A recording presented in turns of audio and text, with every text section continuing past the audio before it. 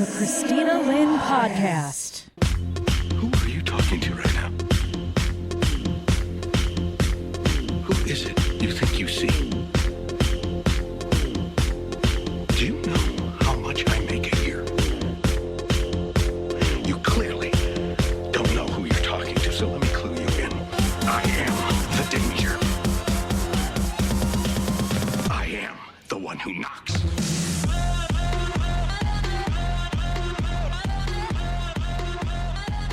There's a legitimate medical reasoning for me not to drink alcohol.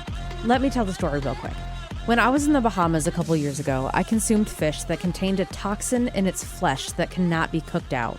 And I, the one with the weirdest immune system ever, couldn't flush that toxin out of my system. The condition is called ciguatera, and I have to avoid fish and alcohol as they are triggers of relapse.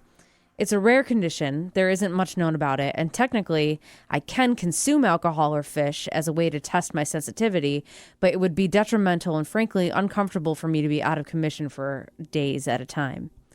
Who has time to do that? And honestly, is the ability to drink alcohol worth the risk of being sick for a few days?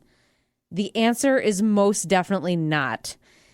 Now, I was very into drinking. Bottle of wine at night a few times a week was a normal thing.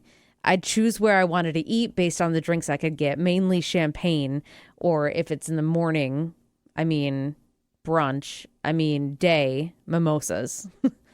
I was pretty great at beer pong in college, and I loved trying to go drink for drink or shot for shot with guys because I was so cool.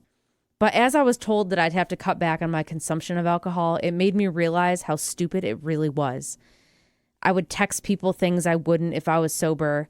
I used to be drunk as a scapegoat to be stupid.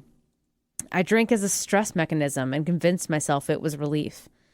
I wasn't an alcoholic by definition. I worked hard at my jobs, got through college, and never allowed alcohol to affect my professional life, but it did affect my actual life, my personal life, which I think means a lot more. Looking back, alcohol was a huge reason I carried regret in my life. Instead of coming home to a good book and a glass of water or a good home-cooked meal, I was looking forward to that Pinot Noir I picked up on my way home. Instead of spending actual quality, conscious time with people I cared about, spending too much money on a few bad-for-you beverages with a person for some reason was supposed to be more fun. I felt like intoxicating myself was the acceptable and legal way to deal with stress, joy, and even generally free time. The first month or so of avoiding alcohol completely made me realize how much it took over my bank account, my time, and my health. My checking account balance would be stable, my functionality improved tremendously, and my brain could retain more information. I felt I could articulate a lot more. But then also, I lost friends. I lost appeal to people who were still centered on alcohol as a purpose of time together, which, you know what, is okay with me. I still love those people. And to this day, I've had to back out or just not involve myself in events that are centered around alcohol. When I say I don't drink, many people ask me if I was an alcoholic or if I'm pregnant. And that saddens me, that I'd have to have a diagnosed addiction problem or be pregnant in order to make a healthier choice. I've missed out on a lot of events and social situations, but in hindsight, I realize that time wasted is wasted time. As stupid as cliche as that sounds, it's true. I turned myself in a different direction. I focused my time and my money on my personal health and well-being. Frankly, it isn't pleasant being in a place where everyone's drinking and you're not, which has made me reevaluate a lot of things I used to take part in, like a kickball league, billiard league, happy hour networking events, even concerts. I've come to my own conclusion that the people I want to spend time with want to spend time being, talking, not drinking. The events that I want to experience, I want to be fully present for. And if I'm working towards a path to be a better version of me, I need to appreciate time by myself. In a culture where drinking is so accepted, promoted, and normal, I am an outsider. But again, I'm okay with that.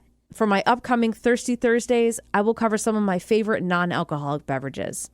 Having worked for Red Bull, Vitamin Water, Shark Energy Drink, and Vital Energy, I've been a designer beverage junkie and love trying new brands and new and unusual non-alcoholic drinks.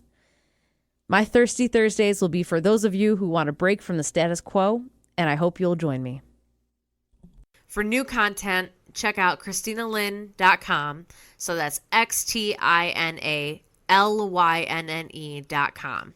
You can always submit ideas for podcasts, or if you'd like to co-host with me, pitch me what you're all about. Thank you so much for being a part of this journey. The Christina Lynne Podcast. Who are you talking to right now?